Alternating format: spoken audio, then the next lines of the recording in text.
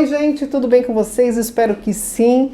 Estou aqui no Hospital Beneficência Portuguesa de São Caetano do Sul. Hoje o nosso bate-papo é com a doutora Gisele Almeida, ela que é oncologista clínica, e vamos falar sobre câncer de pulmão. Então fique ligadinho, fique ligadinha, lembre-se de se inscrever já, clique aí no sininho para receber as notificações de novos vídeos, compartilhe com alguém que você acha que seja interessante e curta, tá certo? Tudo bem, doutora Gisele? Tudo bem, Ale. Muito obrigada, viu, por me receber aqui hoje. Estamos na sala de ultrassom, né? Uma das dependências aqui do Hospital Beneficência Portuguesa. E vamos falar sobre câncer de pulmão, né? A minha primeira pergunta, e depois eu vou deixar, gente, mais pra frente, sobre relação câncer de pulmão versus Covid, tá certo? E o porquê câncer de pulmão é um dos que mais mata. E tirando um pouco da questão do cigarro, tá, gente? Porque quando a gente fala sobre câncer de pulmão, a gente já pensa, porque é fumante. Calma aí que tem muita coisa para rolar no nosso bate-papo. Doutora, então me fala, na questão do câncer de pulmão, né? Existe uma idade para se ter o câncer de pulmão? Na verdade, não. Assim, o câncer em geral é mais comum, né, em idoso, né, a partir dos 60 anos, né, quanto maior a pessoa vive, mais tempo, né, o envelhecimento da célula, né, a predisposição à formação de células neoplásicas, né, cancerígenas, né. Então, o câncer de pulmão torna-se mais frequente a partir dos 60 anos, né. Mas hoje a gente tem visto também câncer de pulmão em adultos jovens, né, até antes dos 50 anos, às vezes pessoas com 30, 35 anos, né? Nossa! E isso sempre, porque quando a gente fala de câncer de pulmão, a gente sempre linka a cigarro, né? A questão do câncer de pulmão também é linkado, né? Tem a ver com a genética e com a questão hereditária ou não, doutor? Tá.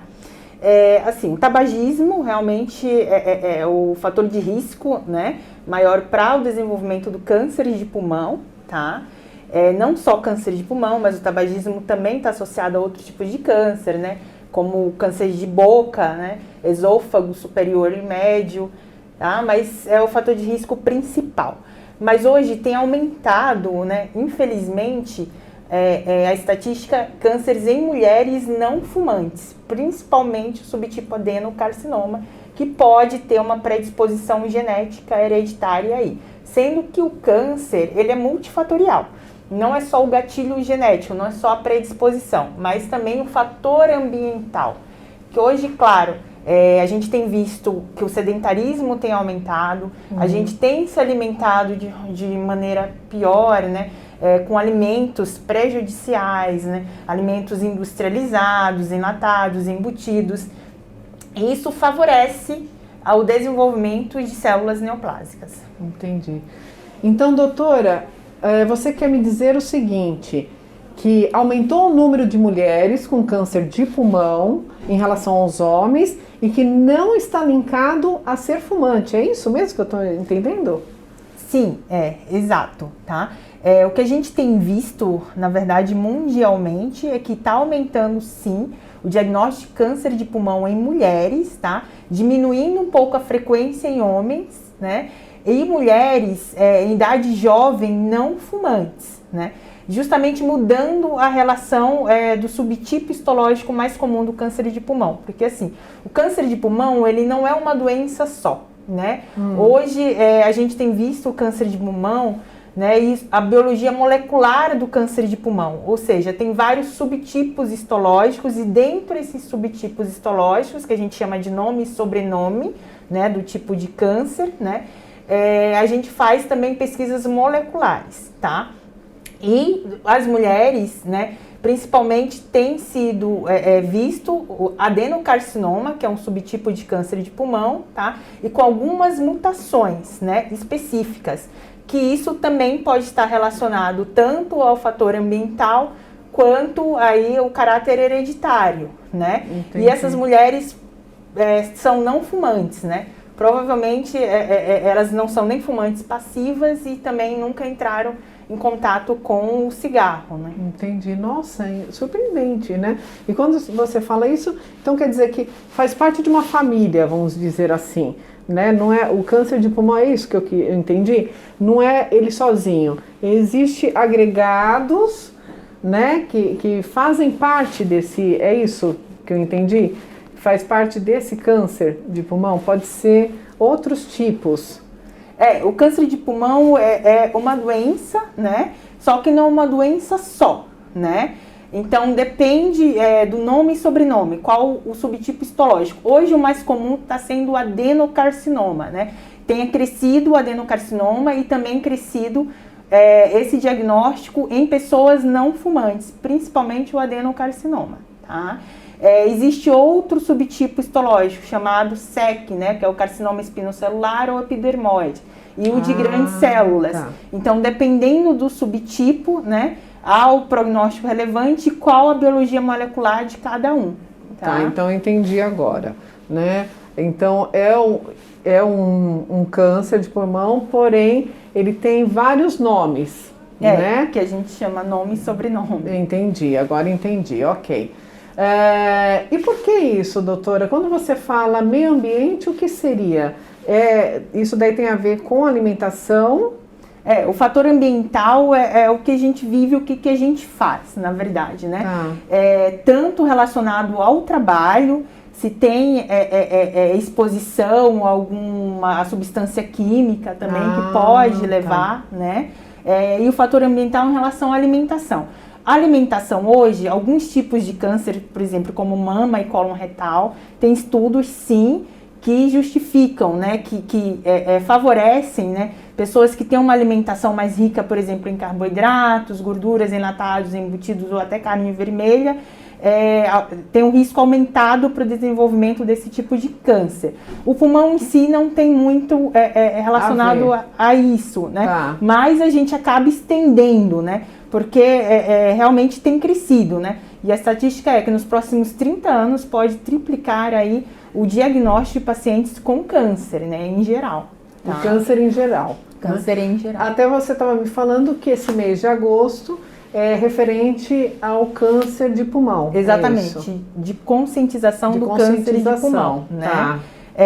Claro que o tabagismo está relacionado, continua sendo o principal fator de risco, né? O ideal é a gente conscientizar, né, a população, né, do cigarro, parar de fumar, enfim, do tabaco, né?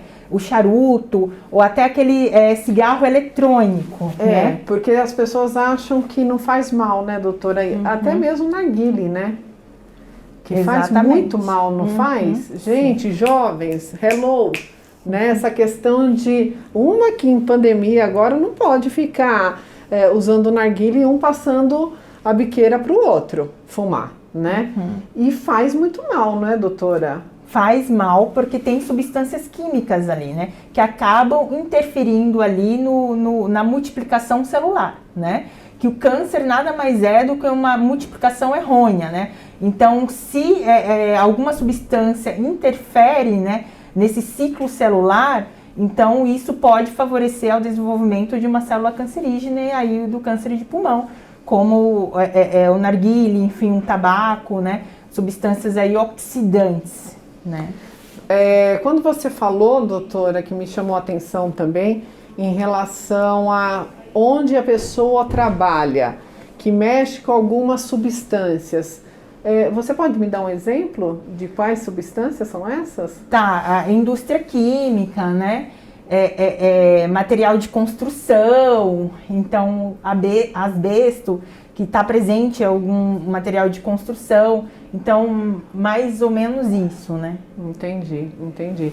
Bom, aí a questão então, para a gente dar um resumo dessa primeira parte, se tem aumentado muito a questão de mulheres com câncer de pulmão, né, em relação aos homens, não especificamente fumantes e nem passivas, porque quando a gente fala, são pessoas que convivem com fumantes, né, doutora? E que isso pode ocasionar também o câncer de pulmão, seria isso? Estou errada? Não. Não, o câncer de pulmão ele não é contagioso, né? Não passa de uma pessoa para outra. Mas quando eu falo assim, quando eu sou uma fumante passiva, né? Eu convivo com uma pessoa que fuma muito, há muitos anos eu fico com aquele pulmão de um fumante, né? E isso pode ocasionar, se eu tenho essa predisposição, pode ocasionar o câncer de pulmão. Não que seja contagioso, mas sim prejudicial também. Acho que eu até escutei falar que quando a pessoa é um fumante passivo, é até às vezes pior do que o próprio fumante. Isso é verdade ou não? É mito? Na verdade, assim, o fumante passivo também tem um risco aumentado para o desenvolvimento do câncer de pulmão, né? Tá. Não é só o tabagista, né, ativo, tá? Então, o fumante passivo tem também verificar aí ao longo da vida alguns sinais e sintomas que podem estar relacionados ao início, por exemplo, de uma neoplasia, um câncer de pulmão, né? Tá. Então, também tem um risco aumentado. Maravilha, certo, agora entendi. Bom, a questão, agora vamos entrar nessa questão do Covid, né? Como o Covid, os principais órgãos que são prejudicados, são afetados normalmente, em primeiro lugar é o pulmão, né? E depois os outros órgãos. Tem se falado muito em relação a câncer de pulmão com Covid, né? Se a pessoa teve Covid, pode desencadear o câncer de pulmão. Como que está essa situação toda, doutora, para a gente esclarecer para o pessoal aí? Covid tem um acometimento pulmonar, né, principalmente, mas é uma doença infecciosa, né? É viral, na verdade, né? O que a gente não pode confundir é os sintomas Covid com sintomas de um câncer de pulmão, né? Então, por exemplo, uma tosse há mais de 3 meses, né? Tosse com escarros com sangue, né? Isso são características de câncer de pulmão, de sintomas relacionados a câncer de pulmão. Uma falta de ar que vem se arrastando, tá? A infecção do Covid é mais aguda, né? Os sintomas geralmente são de 7 dias, né? Que começam os 4 primeiros dias e vão se agravando. O Covid em si, ele não acelera o processo. Na verdade, a gente não tem estudos ainda que corroboram isso, né? Tá. Mas é uma infecção viral. Talvez quando a gente estudar isso, né, ou ver isso futuramente, né, ver se pode ser um gatilho do desenvolvimento de alguma neoplasia também, né? Porque algumas infecções virais, sim, são gatilho de algumas neoplasias, né? Sim. Levam, tá? Mas o que a gente tem que verificar realmente os principais sintomas e diferenciar isso e não confundir isso, né? Então, pacientes que têm alguns sintomas relacionados à falta de ar, tosse com escarro sanguinolento, uma tosse que não melhora, né? Aquele pigarro e aquele cansaço que vai piorando, tem que procurar o médico, tem que fazer sim uma tomografia de tórax, que é o principal exame diagnóstico para saber se tem um nódulo ou uma massa, tá? E diferenciar isso de uma infecção respiratória, que algumas pessoas, enfim, até alguns médicos confundem com infecções e tratam com antibiótico e não é uma infecção pulmonar, não é infeccioso aquela doença, né, infecciosa, mas sim um câncer de pulmão e não vai melhorar com antibiótico, né? Então, se isso está se prolongando, não houve melhora com algumas medicações, tem que ser investigado mais profundamente. Então, isso entra na minha última pergunta, que é por isso o aumento das mortes de câncer por câncer de pulmão, né? De não saber se definir que é um câncer de pulmão, que é um Covid, que é, sei lá, achando que é uma pneumonia, uma gripe. Seria esse o caso, doutora? Exatamente, exatamente. O câncer de pulmão é um dos cânceres que mais mata mundialmente, né? E a gente tem que reverter isso, tá? E exatamente por isso, porque as pessoas procuram já com sintomas graves, né? Elas procuram já quando tem dor, uma falta de ar extensa, né? Enfim, limitante. E, na verdade, a gente tem que procurar um médico logo para poder ser rastreado, ser diagnosticado precocemente, porque a chance de cura justamente está aí, né? Quanto mais cedo você descobre o câncer, mais chance de cura você tem, né? Então, a alta mortalidade do câncer de pulmão preocupa justamente por isso, porque quando diagnosticado em estadios mais avançados da doença. E aí impossibilita, né? Ou se torna mais difícil chegar a essa cura, né? E esse controle. E aí a alta mortalidade. E aí é tão simples, né, gente? Porque daí é a questão da tomografia, né, doutora? É um simples exame, né, que onde você decifra o que realmente é, o que realmente você tem no seu pulmão, tá certo? Exatamente. E hoje, sim, a indicação de tomografia de tórax, né, para aqueles tabagistas, né, acima de 20 anos, maço, que a gente fala, né, quem fuma 20 anos, uma carteira de cigarro por dia. Então, tem indicação de fazer rastreamento, tipo mama para mulheres acima de 50 anos, uma mamografia, né, o PSA para homens, né, por conta da próstata, né? Então, a TC de tórax, né, de baixa densidade, indicação para aqueles tabagistas e mesmo também os tabagistas passivos, né? Sim. De tal rastreamento com fazer esse rastreamento, uma TC de tórax uma vez por ano e descobrir nódulos pequenos que com chance aí de ressecção cirúrgica e um tratamento realmente mais efetivo, né? E a cura, né? Quanto mais cedo você descobrir, maior é a chance da cura, né? E lembrando também das pessoas que têm um trabalho já há longos anos aí com essas substâncias que nós falamos antes. Tá certo, doutora? Sim. Quer finalizar com algum... dando aí uma dica, enfim, fica à vontade, doutora. Só lembrar, né, a população em geral, né, que cigarro realmente não é bom, né? Que leva, enfim, a outros tipos de doença, não só neoplasias, mas também a riscos aí cardiovasculares, sim, né? Só que aquelas pessoas, e nem todo mundo que fuma vai desenvolver câncer de pulmão, a gente sim, também tem que lembrar disso. Por isso que vários outros fatores aí que contribuem para o câncer. Mas lembrar de procurar o médico, né? Não deixar esses sintomas para lá, eu tô com uma tosse, não melhora, deve ser do cigarro, enfim, vai deixando. Não, realmente procurar o médico, fazer uma tomografia de tórax, né? Aqui no hospital tem as máquinas, temos o serviço de radiologia. Que é bárbara, né? Até faz pouco tempo eu conversei com o Dr. Arthur sobre a nova tomografia que tem aqui no hospital, que é sensacional. Depois, se você quiser dar uma olhadinha, tem um vídeo aqui com a conversa com o Dr. Arthur sobre essa nova máquina, que é sensacional, pouquíssimos lugares tem. E também já aproveita e dá uma olhadinha nas perguntas que eu fiz para ele também em relação ao coração, né, doutora? Sim, então procurar o seu médico, procurar o pneumologista, um médico clínico que está apto a pedir uma tomografia de tórax, qualquer médico, enfim, pode pedir, né? E tirar essa dúvida, né, doutora? Essa e fazer esses diagnósticos, né, mais precocemente para um tratamento efetivo com a chance de cura. É isso aí. Muito obrigada, doutora Gisele. Viu? Muito obrigada pelo esclarecimento, viu? Adorei esse bate-papo. E fica aí a dica, gente. Sempre é bom a gente estar cuidando da nossa saúde, fazendo um check-up aí todo ano.